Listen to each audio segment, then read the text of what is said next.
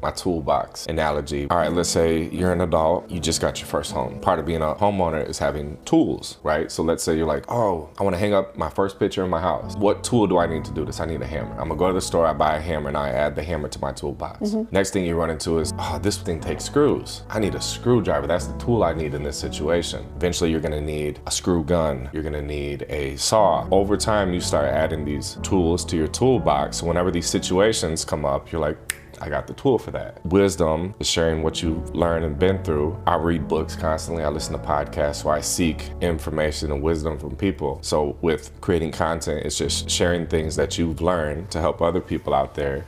And every time you learn something new, it's like adding that tool to your toolbox. So you're like, oh man, my anxiety is really bad. Well, here's 3 things that I learned to help with anxiety. I have this tool now to help me in this situation. And then I'm going through depression right now. What tools do I have in my tool